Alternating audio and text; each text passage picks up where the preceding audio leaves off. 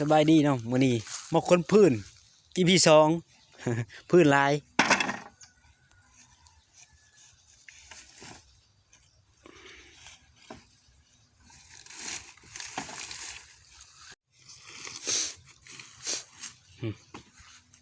ยังลายคนเบิ้ลมือกับไปแล้วปว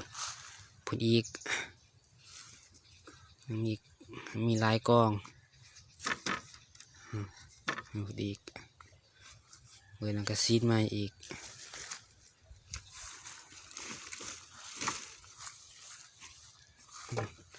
แต่ว่ามื้อนี้เป็นงานเมา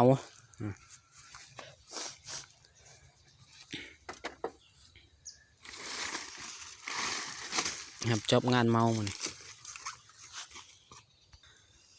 อันนี้บรรยากาศเนาะบนแคมหาพื้นมีน้องเนาะเมื่อกี้เห็นถ่ายนกน้องบ่ทันนกหากินป่าแถวนี้ถือว่า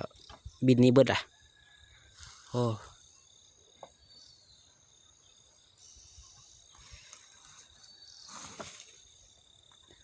มาแล้วเห็นไม้ถ่ายไม้ก่อนหุบนกปุ๊บก่อน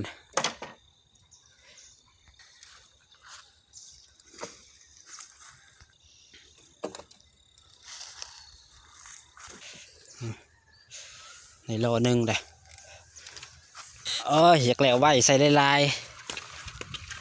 อันนักหล่อมุ่นนี่ก็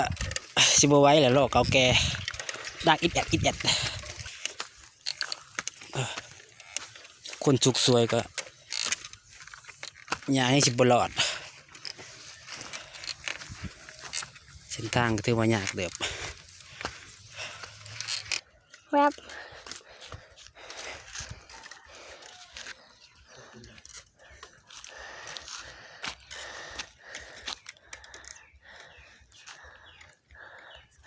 รถแบคโคมาขึ้น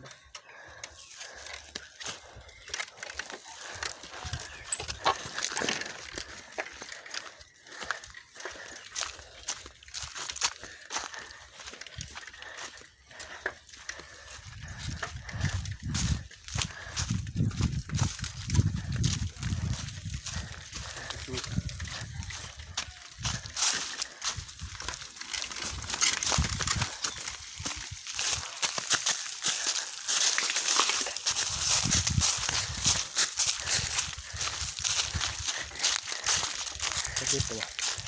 ติดหมอแล้วหมอสิเดะลงแล้ว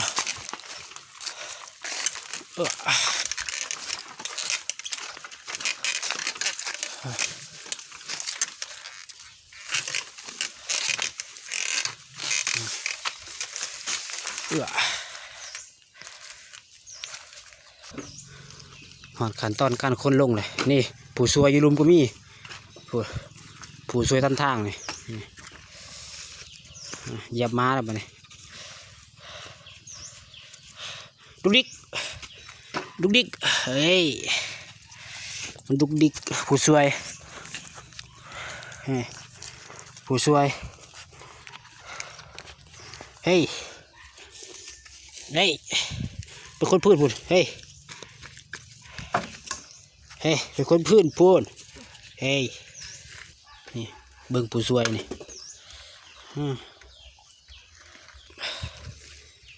คนขึ้นคนลงซ้ำกัน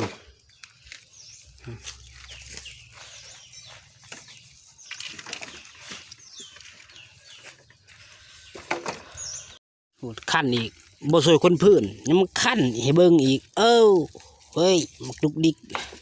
เฮ้ย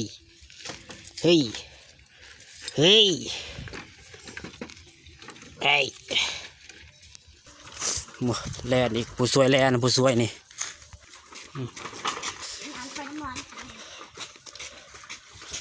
เป็นน้ำให้แล้วผู้ช่วยนี่ผู้ช่วยแล่นน้ำเลย